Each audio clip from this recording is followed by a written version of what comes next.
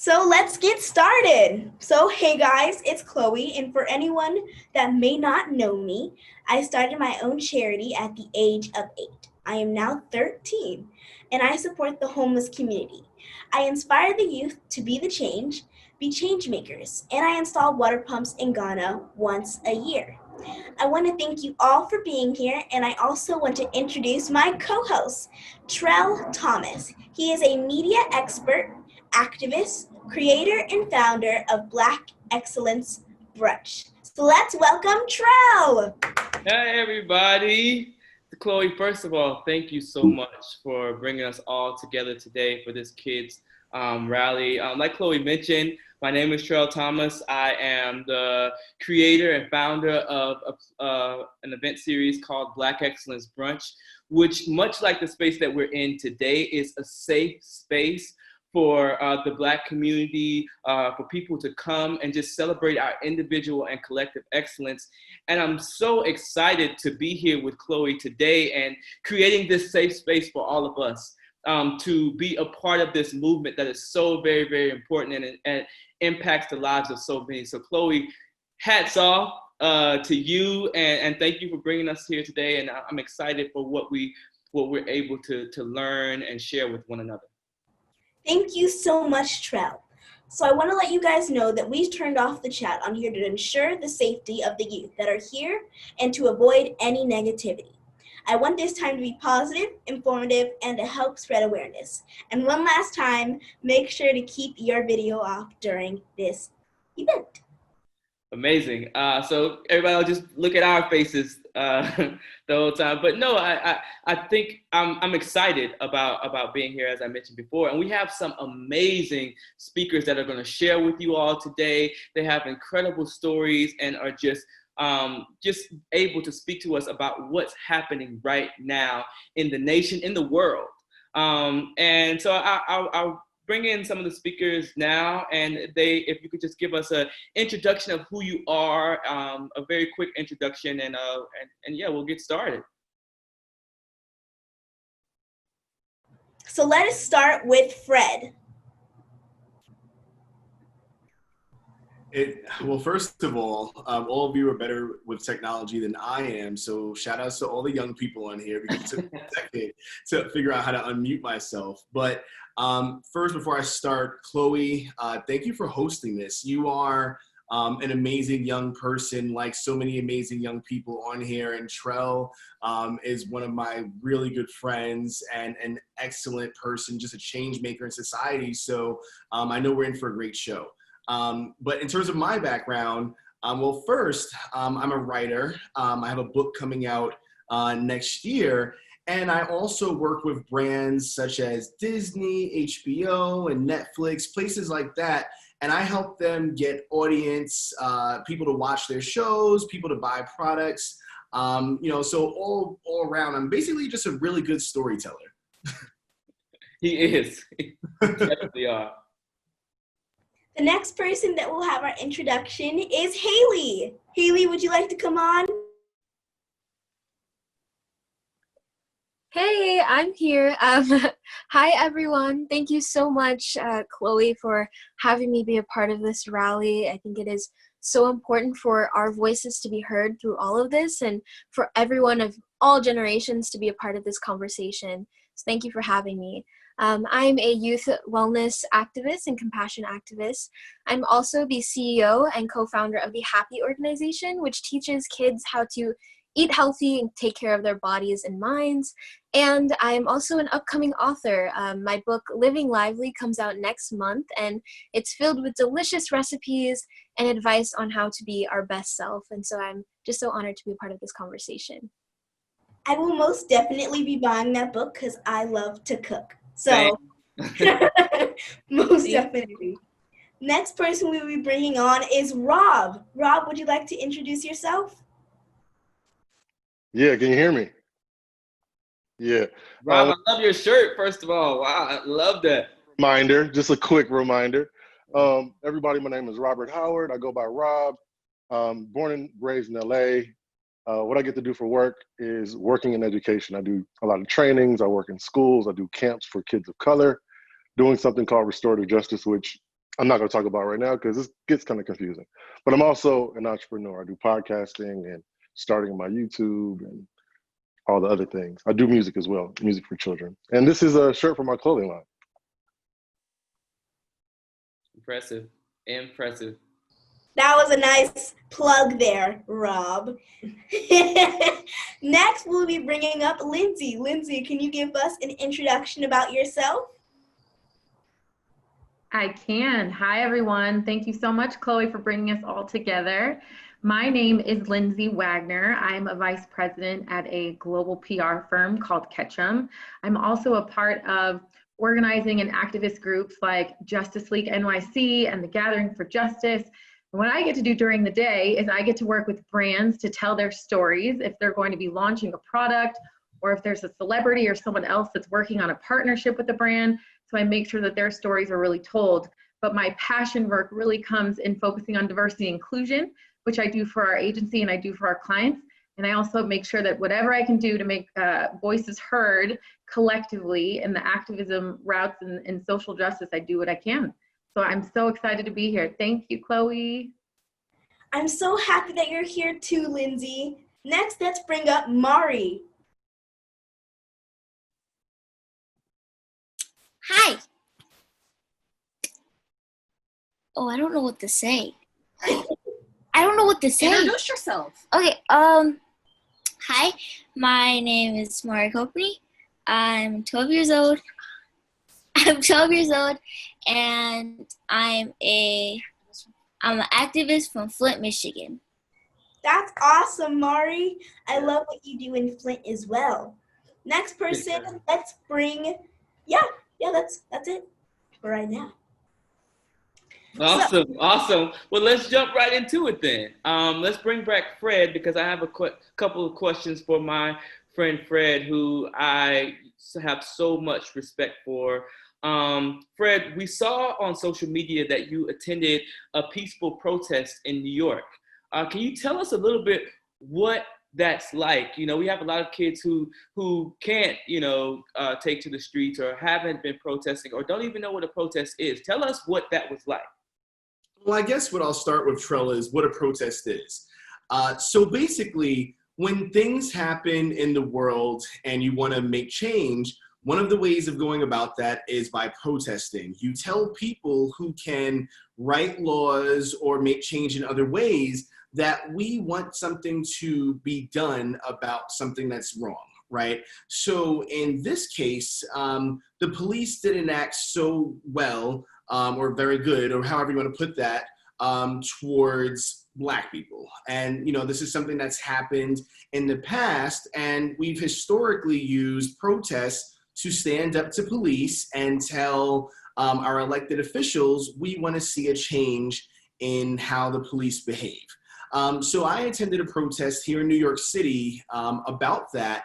And, honestly, there's protests around the country, and I'm sure kids on here have seen various things, but it was actually very, very happy and healthy. A bunch of people came together to remember the people who passed away, and also talk amongst ourselves about what do we want to see changed and how do we want to see that change done as soon as possible. So we marched all around New York City together. It was about 100,000 of us all together trying to help one another. It was a very, very healthy experience. Wow, 100,000?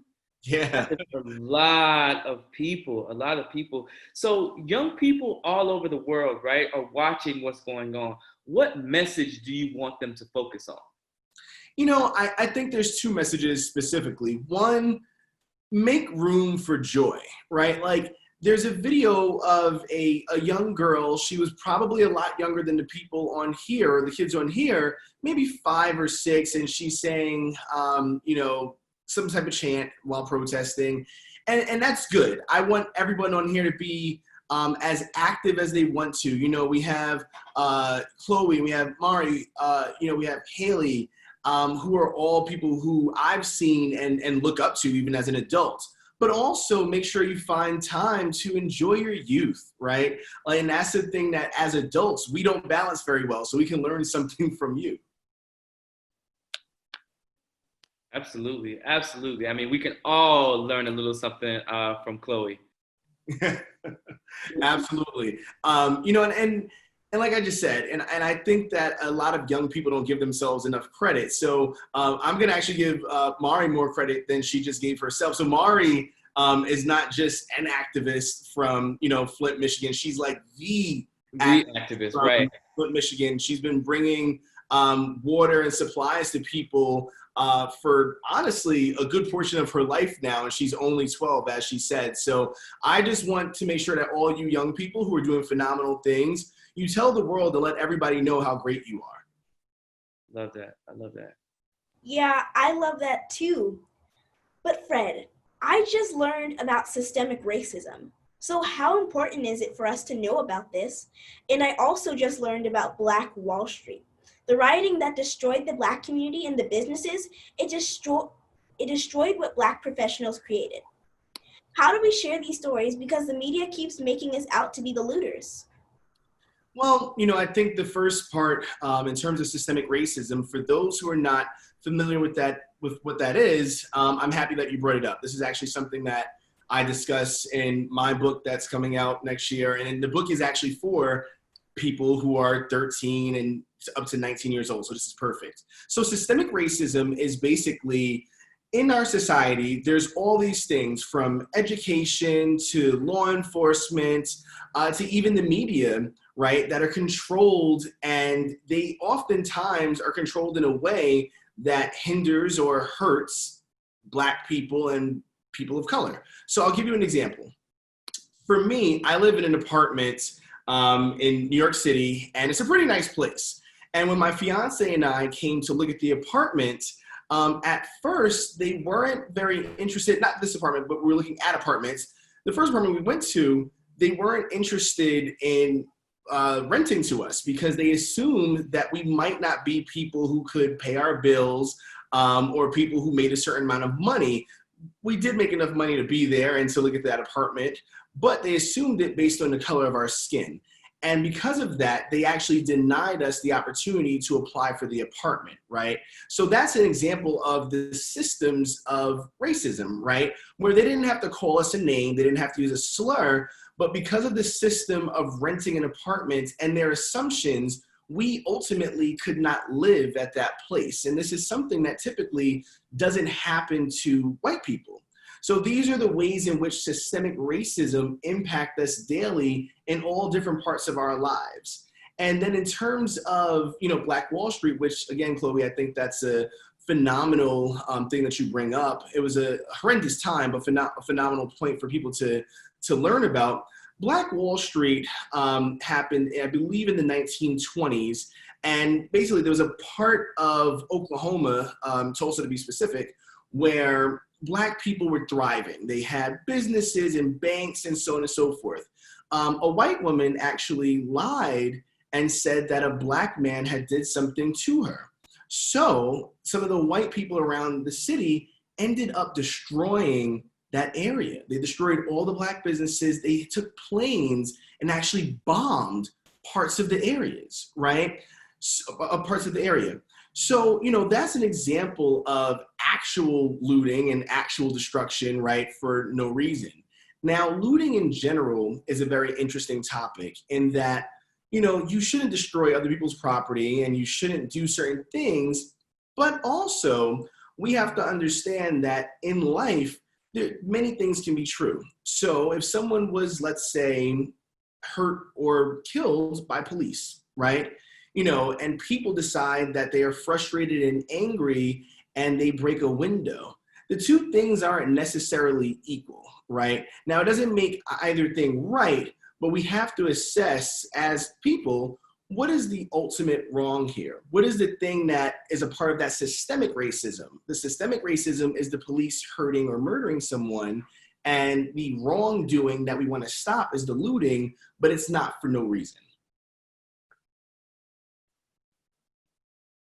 Very well put, Fred. I think that it's important for people to understand the difference and perfect examples that you give. So thank you for giving us that. I think Khloe has one more question for you.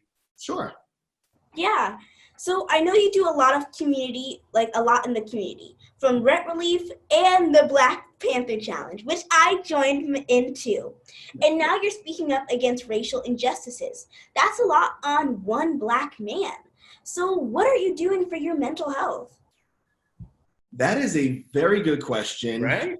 And I wish that my fiance would be the person to answer it because she's asking me all the time. The answer is, as I said earlier, we have to find time for joy. Right now, I honestly have not found much time for that joy up until today. This is actually making me very happy because I love to see that a young Black girl put this on. We're platforming Black people and people of color on here, and we have people from across the spectrum, Black, white, it doesn't matter, learning about the issues that are happening right now. And I think that this is the perfect age. So my self-care is actually today doing this. That's awesome. That's my self-care too, Fred. That I was thinking while you were talking, like, what is my self-care? And I absolutely believe this is. So Khloe, you brought joy to our day, and it brought me so much joy seeing everybody come in and all the kids and their parents. So shout out to you guys. I wanted you to stay, Fred, and I want to bring in Rob too, if we can, because I have a question for both of you guys actually. And that question is, at the end of the day, Black people just want to see justice, right? We want to be treated equally. We want to be treated fairly. You know, we want to feel a part of the society in the ways that other people have been afforded to, right? How do we explain Black Lives Matter? Because there's some, there's been the talk of all lives matter, or like, how do we explain specifically Black Lives Matter? And either one of you can jump in there. You want me to go first? Yeah, go for it. I'll go first. For me, when I first heard it, it was a reminder for some people, and other people were learning it for the first time, because we know that in real life, the world and our country don't seem to act as if Black Lives Matter. We want people to understand that Black lives, Black people, Black communities are worthy of respect, support, trust, and love, right? And what that means for me is I need people and systems to be able to ensure that Black people have access to clean water, healthy food, quality education, excellent medical care, fair and equal justice treatment with our legal systems and our police, and safe homes and communities to live in. So that's what we're saying in those three words: Black Lives Matter. Just like other people's lives matter, if you accept that to be true, accept this to be true. I love that explanation.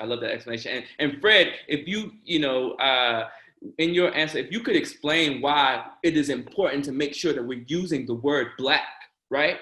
Yeah. So, this is something I've seen a lot, and it's something that I've pushed.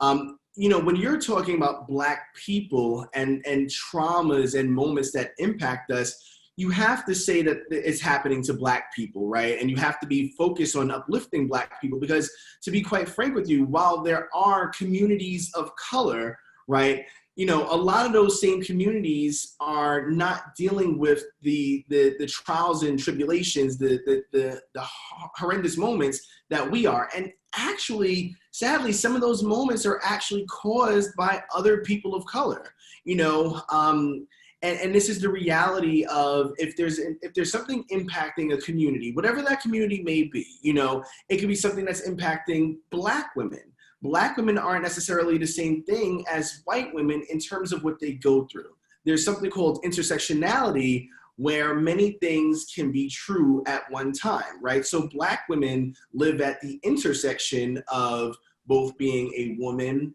and Black. So they deal with whatever hardships they have to of being a woman and the hardships of being Black. But for white women, they're not dealing with the Black one. So when you're talking about certain things, it's very important that you identify what community it's happening to, because that's also the community that needs to be uplifted and supported. Absolutely. Yeah. Khloe, do you have a question about that? I want to make sure, because you are, speaking for kids, right? And so I just want to make sure that what Fred and Rob said is very clear to you before we go to the next question. Yeah, most definitely. Yeah, that made total sense. And I feel like everybody needs that kind of explanation. Even if some people know it already, or even if you don't, you always just need it like again to really like realize it. And I feel like that really helped as well. Perfect. Yes. So thank you, Fred and Rob, for coming up and talking with us. So now we would like to bring up Haile Thomas. Hey! Hi, Haile. Hi, thank you again so much for having me. Yes, how are you doing? You know, it has definitely been a pretty crazy emotional roller coaster over these past few weeks, and I think, you know, everyone can relate to that, and to some extent. I mean, we were already dealing with the pandemic and COVID-19, and, you know, that's still going on in the background, and now we have these racial issues coming to the front. So it's been a lot, but I think that being supported by people that you love and by community like this really helps us feel safe and loved and appreciated during these times, and I've been really grateful for that. Yeah, so speaking of emotional times, recently you had an emotional post on IGTV. Can you share with us what happened? Sure. So I had, you know, again, with everything going on, a lot of people are sharing their opinions about what's happening, right? And not necessarily all of those opinions are kind or supportive of our Black lives and even the lives of other people who are marginalized, other people of color. And so I have a neighbor who shared that, you know, she wasn't necessarily supporting the ways that Black people are trying to get justice right now. And, you know, knowing that this is my neighbor and that we should love our neighbors and be able to be seen and heard and, you know, feel safe within that, I decided to, you know, share with her my perspective and why it's a little bit harmful to criticize how people deal with their own pain. Because it's kind of like if I fell off of my bike and I broke my leg and I say, I need to go to the hospital, but the person who can call the ambulance says, actually, no, you don't. That's not how you're going to fix your broken leg. They tell me to put a Band-Aid on it, right? That's not a solution. And so that's really what happened with my neighbor. And I felt very emotional about this because it never feels good to share our emotions and our experiences and to have those things shut down by other people who can't relate to it, right?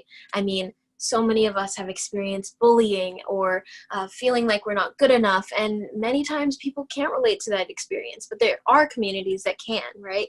We can share those experiences and understand how we might need to be, you know, helped or to feel safe or to, you know, get the justice that is deserved and, you know, needs to happen. And so talking to her, she didn't really understand that I was the best person to understand or even think of maybe how we can find a solution. And so, you know, that made me very emotional because it never feels good to have people shut down your feelings and your experiences. And, you know, again, we can all relate to that on a certain level.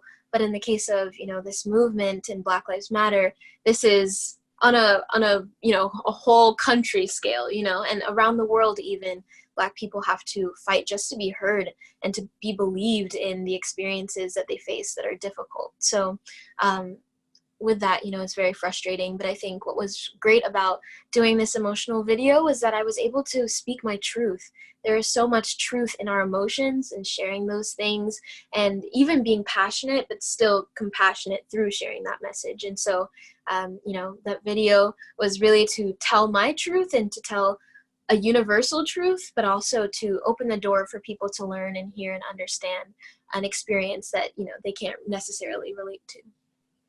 Oh, wow. I mean, Haile, it gives me so much confidence and a great feeling to know that the future is in the hands of people like you and Khloe. It's such a beautiful thing. And it's very clear, you know, to your point of being able to share your emotions, very clear that being silent during this time is not an option, right? It is time for people to choose a side, to say, yeah, and it's not Black versus white, right? It's right versus wrong. And are you expecting your friends and your networks to choose a side? Is that your expectation now? Absolutely. I think it's so important for all of us to decide if we are for a future where we can all thrive, or if we're for a future where only a certain percentage of the population can thrive. And by choosing a future where we can all thrive doesn't mean that the population that currently thrives now won't be able to as well. And so I think that's so important, is that it's not either or, side, doing well and being healthy and having access to opportunities and healthy food and clean water and all those things. It's all of us being able to do that. And right now, Black lives aren't necessarily able to reach their fullest potential just because of these barriers. So I think that it is so important for us to not only choose a side, but to do this proudly and understand that it's not anything we should be ashamed of if we're choosing peace and we're saying that we are all worthy of that peace, and that we as individuals are also worthy of that peace and to be able to live joyful and happy lives. So, I think that it's definitely a time where a lot of tough and confusing conversations can happen, but I think there's something so powerful in being nervous but still doing something anyway. And I'm so proud of Khloe and Mari and just all the youth activists who at one point were nervous to speak up and eventually just did that, and beautiful, amazing transformation happened in their communities. And I started my work when I was 12 and started speaking when I was 10. And of course, none of us have experience in any of this beyond talking to your friends in school and sometimes talking to adults, in your classrooms. But getting to step into your voice and your power is freeing for you as a person, and it helps other kids and even adults feel free to step into their power and their truth as well. So, I think it's so important to just be brave right now and realize that by being brave in this way, you're not only helping yourself, but you're also helping your community. Be brave. Be brave. Be brave. Yeah. Wow, that was amazing. And I know that being part of the younger generation it's kind of hard too. But how are you tackling these uncomfortable conversations? Yeah, I think that tackling these conversations can look different for everyone. And that's kind of what we're seeing right now. Some people are protesting. Some people are creating events like this, creating their own videos, creating art, having conversations. And so right now, I think is a really great time for you to think, what do I love to do? What am I good at? What are some things that I am passionate about? What does it feel like, when my feelings are hurt or I don't feel like others hear me? And how can I relate that to the experience that other people are having right now? And so I think when we are able to look within ourselves and think, what gifts can I share with the world in order to spread this message of love and compassion and justice for all? How can I tap into those things in order to have these conversations and to make my own form of a difference, And so in terms of having these conversations, of course, for younger kids here, and even for me, having the support of my parents and my friends and talking with people that you feel safe with to kind of, explore all the feelings that you're going through and even the thoughts, just having a safe space to do that is so important. And so, when I had this interaction with my neighbor, and even when I have other interactions that, might be, racist or discriminatory because of the color of my skin, I always go to my safe spaces first, and I always go to people that I can trust so that I can learn and figure out what the best and most, compassionate way is to handle that conversation. And, I think it's really important to not only highlight the things that we want to fight, but also highlight the things that we love and want to bring into the world, and to really, try to stay centered on those things at this time. Absolutely, and you're so articulate, Haile. So thank you for voicing that in a way that we can all understand. The last question that we have for you is really, how do we all come together, no matter what background, no matter what race? What advice would you give the young people on this Zoom today about just coming together with one another?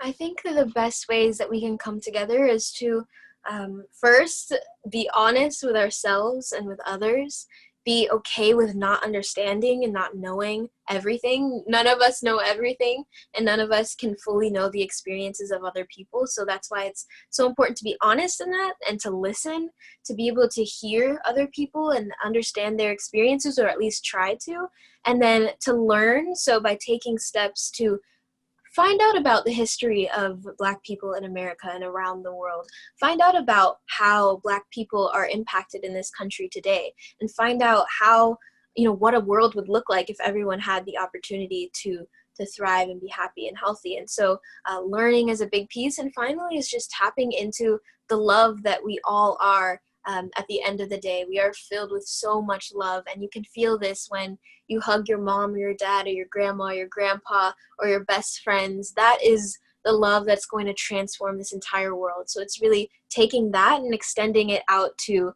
people you know, people you don't know, and just really wishing the best for everyone on this planet, because that in no way harms you, but it really makes us all stronger, right? If we are spreading love to each other. So it's being, honest, it's listening, it's learning, and it's loving. And I think those things, if we follow those things, we can really make a huge change, and it's absolutely happening. I love that. Everybody give whoever you're with right now a big hug. Yes, and even if it's yourself. Yeah, even if it's yourself. So I'm going to hug myself, but give some hugs right now. I love that, Haile. Yeah. Yes, I hugged everybody here. Just like that's what that was. Haile, that was amazing. I feel like you gave such amazing tips, but you also were very relatable. I feel like everybody goes through things, and it's awesome to know that there's always somebody else that understands. So now we're going to bring up Mari. Mari, can you come on to the screen? Hey, Mari. Hi. So Mari, we're all seeing the same things online and on TV with the protests. So how is it in Flint right now? So down here in Flint, there are peaceful protests, like all of downtown. There are no riots, there's no chaos, and the police are marching with us. So they're not backlashing against us, they're protesting with us. And there hasn't been any chaos, any ruckus, so I'm happy about that. I'm glad. Out here, it's crazy. It's kind of the total opposite here. We still have peaceful protests, but everything else is the opposite. But yeah, I'm so happy that everything is going well there. And I know you've had to shift the conversation from water crisis to racial injustice. So how do you explain this to your friends?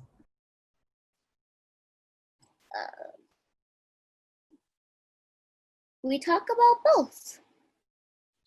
It's not just water. It's not just water, and it's not just Black Lives Matter. It's both. Yeah, I think we all need to realize that it's not just one thing, there's water crisis, there's Black Lives Matter, but just knowing that those two things, especially in Flint, are so important there. So I feel like being able to talk about those things are really important. Yeah, and they go back to that intersectionality word that Fred talked about too, right? Because these things are correlated. And even the systematic racism, because the water crisis is affecting communities of Black communities in major ways. So yeah, they are related. You're absolutely right, Mari. I want to talk to you just a little bit about how do you deal with internet bullies, right? People who try to kind of get in the way of what you're doing. We see what people say about you on Instagram and Twitter. And you're around the same age as Khloe. How do you deal with that? I just ignore them. I don't even pay attention. I just read them. Some of them are funny that I just end up laughing because how can you be this stupid to comment under my post that I made about something like an actual real life topic, and yet you're trolling me. And it just makes no sense. But at the same time, I don't really care, because all the things that people just say on Twitter and Instagram, they won't say it to my face. So I don't really care. I take no effect to that because they're not really saying it to my face, so I won't take any damage for that. Yeah, and that's what makes you a leader. I see in the background, Mari 2044. Somebody's running for president. So with that attitude, you definitely have what it takes to be president. It's just, ignoring the haters, right? And focusing on what you're doing. You're absolutely right. Thank you, Mari. I feel like you're the definition of #unbothered. Like that, like you should be like awarded. Like that is like your signature. Yes. Like, that's who you are as a hashtag. If a hashtag was a person, that's what you would be. So, yes. I love it. #unbothered. Thank you, Mari. Let's bring up Rob. Rob, we wanna chat with you. So Mic check, Rob, mic check. hey, you're here with that dope shirt. I'm expecting one now. Now that I know it's your clothing Offline. Just send me a DM. I got you. Okay. All right, brother. So I want to ask you, how do we have the difficult conversations with our family members and friends about what we're seeing in the news, right? I feel like for me, that's been my biggest thing, just having conversations with people about what's happening and getting them to understand the perspective of me as a Black person, as a Black man, Yeah. So I'm a dad. And it kind of makes me sad, I think, that there's still families and households and places where people aren't having conversations. Since my son was young enough or old enough, depending on which perspective you look at, to tell me his opinion, to tell me what he learned, to tell me what he's thinking, I intentionally create space to hear him and also tell him what I think. But it's a two-way street. I listen to understand him, and I have taught and modeled for him to be able to listen to understand me, even if we don't agree, because I don't know everything about Fortnite. I don't know Minecraft. I don't know these things, but our ability to talk about what he's interested in and his perspectives allow us to talk about serious things that are a little bit more uncomfortable or feel harder to start the conversation. So it's sad that a lot of people haven't had the easy conversations first, or don't feel like we intentionally talk about the easy stuff. But right now, I do think that you can talk about the hard stuff. There's just some rules that I would play by. Like if we were going to play Uno and you've never played before, you should probably know what this card means, and we can agree that if this happens, this goes next, right? So some of the agreements are called agreements. The first one is A, agreements. One of my favorite ones is don't yuck my yum, which means if I believe it, if I like it, if I'm into it, don't yuck it. Don't mean you got to like it, right? You don't got to believe in it. You don't got to pick that on, but I'm gonna share my truth, so don't yuck it. And I'm not gonna yuck yours, so it's a little safer. The second one, I think, is one person speaks at a time. Like right now, we're doing a really good job on this Zoom rally. One person speaking at a time. We're not talking over each other and disagreeing, because that breaks down the communication. It makes it harder. And the third one I would just lift up is listen to understand. Like a lot of times people are just pausing and waiting, but they're not listening. They're starting to form what they want to say in their head. And if we can just agree to those three simple things first, there's a lot more. But if you can agree to don't yuck my yum, listen one person at a time, and listen to understand while we're taking turns, it's a little bit easier to talk about anything. And the last thing I would say is just tell the truth. If you're uncomfortable or nervous starting a conversation as a young person, say that. Tell the truth. Like, this is hard. I don't know how to do this, but I just want blah, blah, blah. And just start with your truth. Yeah, I love that. I love the don't yuck my yum. I forgot about that. I learned about that in elementary school, and I forgot all about it. So thank you for bringing that back to me. I think it's really important. And I wish I should have probably started with this, but I want to take a step back and just ask you, Rob, is your spirit? How are you taking care of yourself? I as someone with a son, right, a Black son, like how are you practicing self-care right now? Man, I'm gonna start with how am I? I'm a lot of things. Yeah.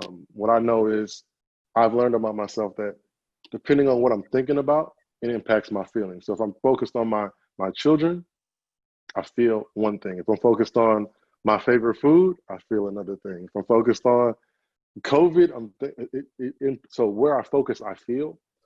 So I'm trying to focus on me. I'm trying to focus on community. I'm focusing on loved one, and I'm focusing on myself, my purpose. So I'm mostly okay, but that could change at any moment. I might be laughing silly right now, and then I might turn into sad for a second or start crying. Yeah. Self-care for me right now is getting sleep. We all deserve to breathe. So I slow down to breathe and meditate. I'm intentional about deep breath, not just breathing real quick from up here, but a deep belly breath. Like I do that on purpose. Sometimes Let's all my try that watch. together. Let's try that together though. I Yeah, feel let's like do it. So if you could right? do like a 4 to 5 second deep inhale, like a. So everybody, we're gonna do deep inhale.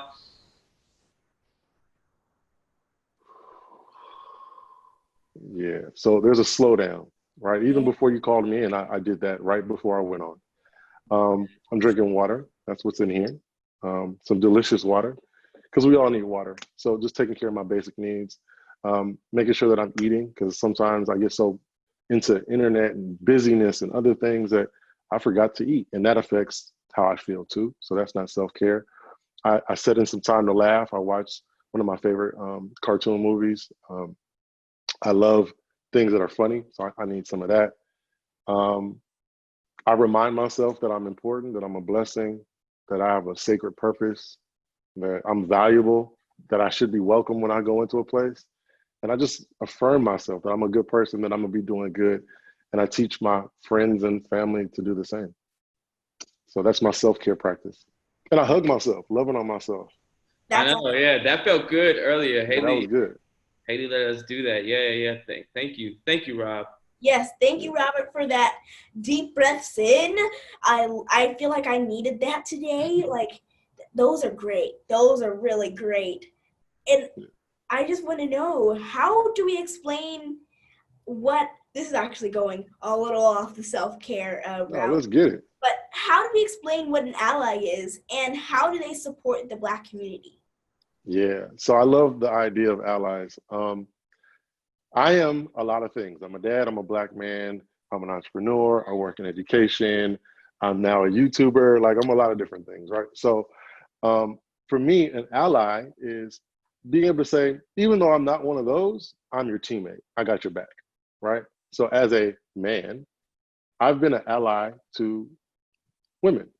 I'm not a woman, but I could support and stand with and care about what they care about and support them where they need support. And as an ally, I know there are times where I don't know all the answers, I don't know all the words, I don't know all the history, but I say to whatever community, women, LGBT, undocumented, formerly incarcerated community, even though I'm not a you, I'm a you, right? I don't have to be exactly your experience, but I can support you as a human. Does that make sense? So I ask them, what do I need to know? What do I need to understand? How can I support you? How can I show up for you to help? And listen. I listen very well. And when they tell me, I don't know, or that's a good question, can I get back to you? Or actually, I want you to post this. I want you to show up with this. Or can you do that? And if I can do it, I commit to doing that thing, because that's what allies do. We're like teammates. Pass me the ball, I'm gonna do my thing. I'm gonna run the play that the coach tells me to do.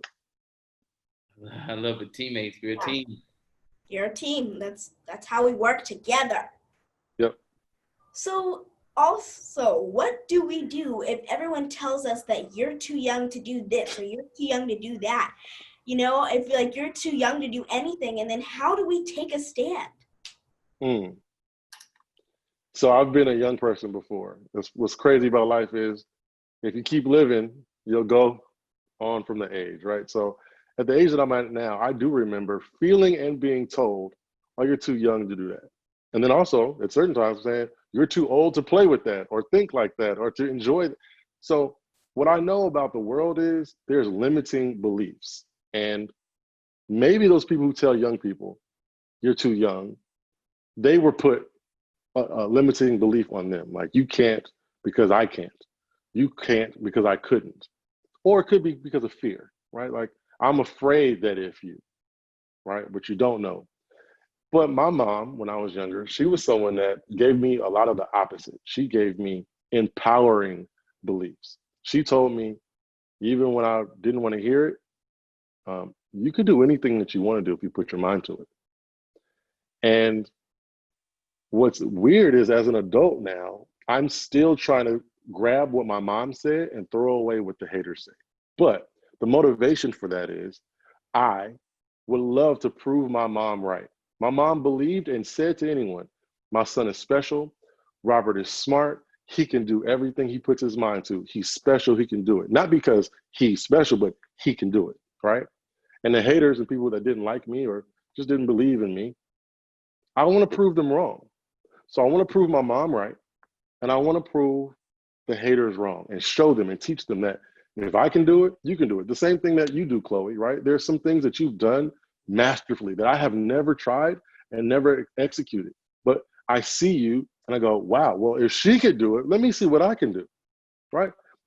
These athletes, these celebrities, these friends, these people in our community that are doing amazing, great things, if they can, then I can do my own version of that. So I think that just blocking the haters, blocking the limiting beliefs, and picking up your own empowering beliefs. If no one's ever told you that you're special, you're special. If no one's ever told you that you can do anything you put your mind to, you can. And find the people who believe in that. Find the allies, find your community, your real family that love on you like that. Yeah, Rob, my motto is to never let your age stop you from what you want to do, you know, because your age is just a number and it does not define your impact. And my mom tells me the same thing all the time because she really believes in me. And I think that's a cool thing that it's not just my mom telling me that over and over again. We need more moms and friends to be able to say that. Yeah. Yeah. So now, thank you so much, Rob, for speaking with us. So we're going to bring up Lindsay. Lindsay, come on up. Hi, Lindsay. I'm here. Hi. Hi. Hi. How's Hey, it going? Lindsay. Hey. So, Lindsay, I want to know, because of age, kids can't vote yet. But we live in a world that's affected by the voting done by our parents and the adults. So how can we have adults raise our concerns and make sure our voices are collectively heard? It's a great question, Chloe. What I think all youth should really think about is I want everyone to understand, much like what Fred said, you know, voting is about collective voice to really create change, right? So just because you aren't of age to vote yet, or you may not have the ability to vote yet, or, you know, for some young people, they don't have the ability to have their parents vote due to certain things like citizenship and other things, it doesn't mean that your collective voice can't be heard. You can still talk to someone that you trust. You can still talk to your teachers. You can still talk to your mentors. You can still talk to your friends, your siblings, friends and family of friends and family, and really talk to them about what matters to you and ask questions about the voting process so you understand what is it that people are voting about right now and how can I potentially help, because, you know, kids can help to register voters. You could go with your adults in your life to register voters. You can let your voice be heard on social media. You can post. You can have person-to-person conversations. You can have small group conversations. And another resource that I think is really awesome for young people is under Michelle Obama's When We All Vote initiative, there is an initiative called My School Votes. And there are tons of materials for K through 12 programming about how youth can get involved in civic engagement, so in the voting process and learning more about the political process. So there's even a program, actually I think it was a bit of a contest that they had, which was a virtual prom contest. So you can go on to whenweallvote.org, and this just passed, but there's other things that they have coming down the pipeline where they had people register to be voting captains in their community. So young people were able to be voting captains. They got really creative with what they could do in the voting process and how they could bring their community together. And there was actually a community that helped to change some laws. And as a result of that, they won a virtual prom, and I think DJ Khaled was there, and Chloe and Halle. And so there's a lot that we can do as long as we raise our voice, talk to those around us in our community. And to be honest, you might even implement a voting structure in your own family. If there's something that you want to change or have a conversation about, see if you can have a vote about it. Yeah, I will most definitely speak with that with my parents, and I hope everybody else here will too, if that's something that you want to be a part of. Absolutely. I also wanted to say, Lindsay, you've been a part of marches and protests before. I remember you saying that when you were introducing yourself. if a young person were to go to a march with their family, what would you want them to be aware of, or what should they know? Well, first and foremost, everyone should be aware that you have a right to protest. It is our legal, as told by the Constitution, is our constitutional legal right to protest peacefully about anything that we want to protest about. So know that you have a right to be there no matter what. Second, I would make sure you're not doing it just because it's cool. You're not just doing it for the gram. You're not just doing it for a photo op. You're not just doing it because a bunch of other people are doing it, and now I'm just gonna blindly join and just kind of do it and figure it out. Really be aware of the issue that you're protesting about. Get a better understanding. If you don't understand what you're researching, ask the adults in your life or community or some of the other folks that we talked about to better explain it to you, to sit down and have that conversation. And depending, I think it's very important too that you also talk to some of those adults in your life and folks that you really trust to make sure that they go with you to the protest, so that you're not just out there aimlessly by yourself without, your parents and those adults to really make sure that you have a good sort of safety net in terms of where you're going and what you're doing and why you're there. I would really research who's organizing the protest so that you really understand the group that's putting it together. A lot of times at protests, there's sort of a list of things that people want to see changed. And they're really talking about, here's the issue we're protesting, here's the solutions that we're coming up with. And know that, protesting is a very important tactic. So it brings a lot of attention to an issue. So what's really important about that is when you go to a protest or you participate in a protest or you ask if there's something you can do in regards to a protest, that when you leave the protest, you know that there's action that's really important. So the action could be having a conversation, continuing the conversation in your family. It could be learning how you can write, email, call your elected officials to change that law, to really start to amplify some of those solutions that people were talking about at the protest or things you were talking about in your community. Right now, there's an interesting thing happening on social media where a lot of people are posting about an issue and then it says swipe up. And as soon as you swipe up, it takes you to a draft of an email to an elected official, someone in the government who can create change with laws. And it has a template and it says, hi, my name is, and I am reaching out about this. And it's already pre-drafted for you. So I bet that there's someone listening to this live right now that's going to go home or in the next couple of days, weeks, or maybe months and really think about some sort of tool like that that the youth can use.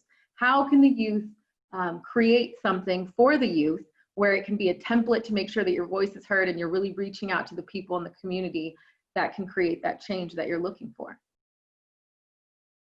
Yeah, those are so many important things to know.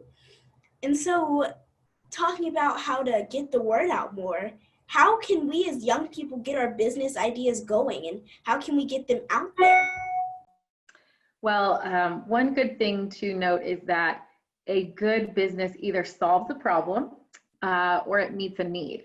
So when you're thinking about the business that you want to start, think of it through that lens. Am I solving a problem or am I meeting a need? What's really important to me? And then think about, what is it about your business that is different than other businesses like yours? How can you be really unique with what you're doing? And if there's no other business that you've seen that's doing what you're doing, even better. Even try to think of something that's so unique that you're really fulfilling that solving a problem or meeting a need. And that's really important. And then once you have your business idea, talk to the adults around you and ask how they can help you with your business idea. I have this idea, how do I bring it to life? Do I need to write a business plan? Do I need to build a website? Do I need to start coming up with content or figuring out how I create or make something? And that's really important in terms of making that idea come to life. But there's no better person than the one and only Khloe Thompson, founder of Khloe Cares, to talk to the youth about starting a business. So Khloe, why don't you tell everyone paying attention how you started your business?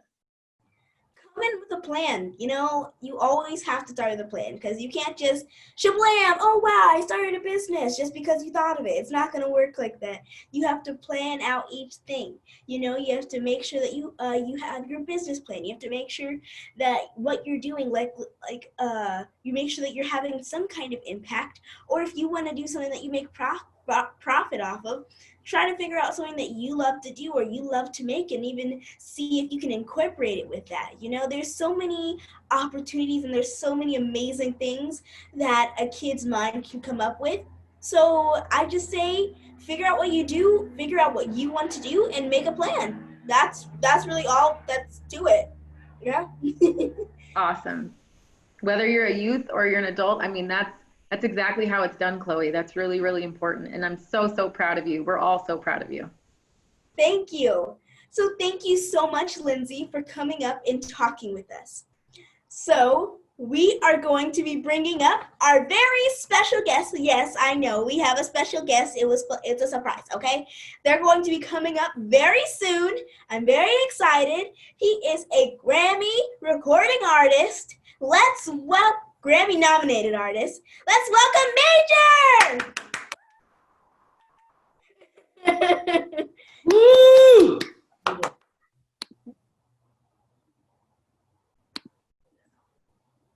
There you go, We're lady. going to take a moment to embrace the idea of hope. Thank you, Rob, for encouraging all of us to breathe. And so I'm going to encourage us to do it again. Deep breath in, deep breath out. Deep breath in, deep breath out. Now this time, I want you to collect all of your anxiety, all of your fears, all of the pressure, all of your thoughts, all of your worries, all of your excitement. Take it in, deep breath in. Release it. Beautiful people, my name is Major. I am a Grammy-nominated singer and actor, but beyond all of that, I'm a hope dealer. I'm so grateful for this invitation to share in this effort that is led by a very, very strong young lady by the name of Khloe. I want you to understand, as we all saw, we have breath in our body. And as long as you have breath in your body, there is hope. Hope is never canceled. Let me help you out with understanding what hope is. Hope is not acknowledging the truth. It's taking and making a decision to believe that goodness can come even in the face of difficulty. And great leaders of our past, from Dr. Martin Luther King, John F. Kennedy, we've had Barack Obama. We've had great, great leaders like Mari. We've had great leaders like Haile, great leaders like Khloe. If they let go of their hope, they would not have made the progress that they've made thus far. So I want to let you know that regardless of how young you are, regardless of you being black, white, yellow, red, I don't care what color you are, you have hope. And that hope can make a world of difference. I want you to understand this. Oftentimes we come into circumstances and it gets really scary because we don't think that our voices are big enough. We don't think we have enough education or we have the age to be able to change things that are so horrific. But here's the secret. It's a thing called courage. Courage is not the absence of fear. It's choosing to go at it anyway, with every good thing within you, and to do it with everything you have. Because on the other side of courage, there's always victory. And imagine If everyone took the philosophy of courage over fear, we would see change a lot sooner. So I'm letting you know that your voice is necessary. Use your voice, because when you use your voice, it's added to my voice. And then it's added to Khloe's voice. And then it's added to Trell's voice and Fred's voice and Haile's voice and Mari's voice and Robert's voice and Lindsay's voice. And then it's loud enough that it cannot be ignored. So please, beautiful people that are hearing me now, use your voice. Collectively, we are stronger together. I am choosing to believe that change is going to come for everyone. I am choosing to believe that change will come for everyone. It's okay to see color. Yes, see color. It's not okay to put one above the other. That's all that we're saying. Black lives matter. Black kids matter. You matter. We all matter. Let's use our voice. Let's dig in our courage. And let's hope for a better right now and tomorrow. There is progress. Let's celebrate that. But we've got a long way to go. And we can experience that better tomorrow, a lot sooner, if we use our hope and activate it right now. So one more time, everybody, deep breath in, deep breath out. There's hope, and it's never canceled. Thank you.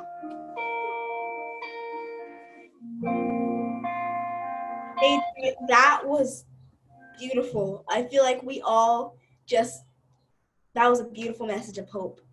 And since we just got our message of hope from Major, I want to say thank you so much for that. This is my question to all of the speakers. So can we bring in all of the speakers?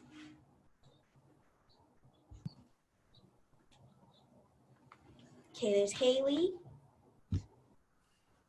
Fred, Mari, Robert, Lindsay, and Robert. All righty, we got all our speakers. So I want to give our last closing question. Where do we as kids go from here? You know, tell me what is one last important tip for how we can come together and empower each other. And you guys, whoever wants to go first, you can go first. I'll go. I believe in organization. I believe in unity. I believe in community. So what I would say is, by myself, I'm only so loud. I can only do so much. But if I could reach over and grab Khloe and everybody else on this panel, we're a team. We're a squad. We're a group. We have more impact.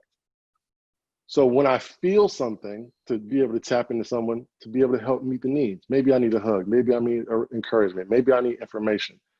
I really hope that this time right now, we will unify voices and connect cross-culturally, cross-ideas, cross-identities, and cross-age, because that's an identity too.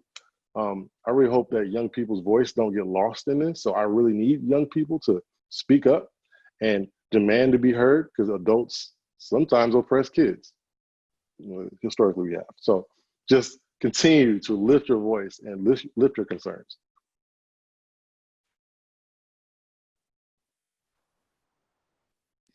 Thanks, Rob. Lindsay, you want to jump in? I sure do.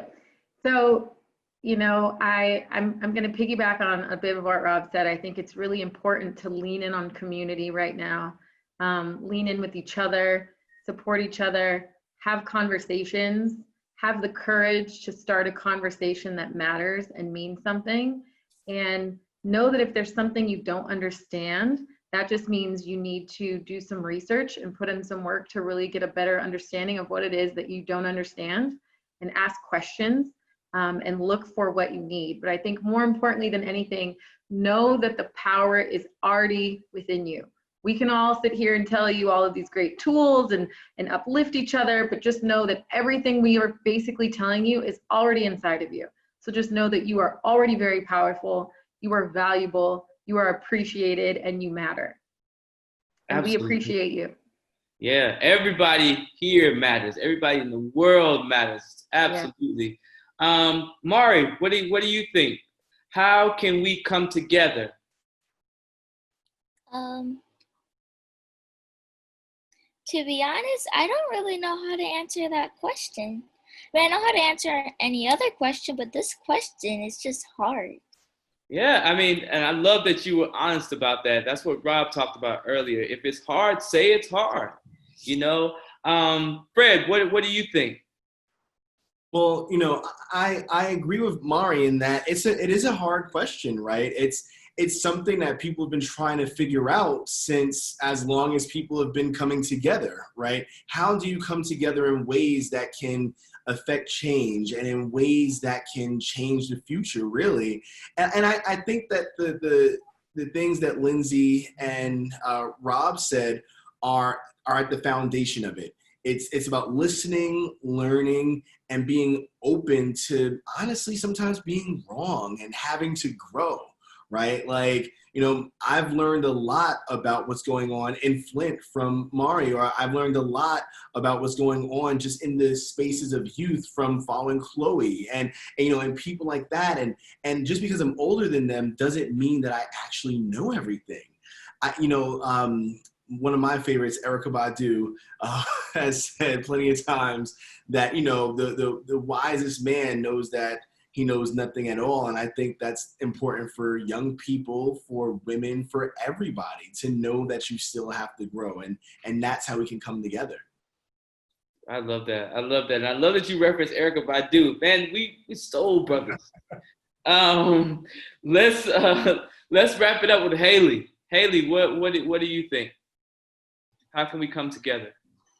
Yeah, I mean, I think everyone has touched on such important pieces. It's not just necessarily one thing that we need to do. And I think that is interesting is that internally, it's just like the external world, right? There's not just one thing that we have to heal and one thing that we have to transform. It's so many different things that come together in a whole. And so I think the message that I would like to spread is just to take care of yourself. It's so important to be able to look into the mirror and believe these things that not only we are saying, but also the things that you tell yourself. So be gentle and patient with yourself during this time, because this world can seem very scary, but trust me, there is so much love and so much amazing things that are truly, coming into this world and is transforming.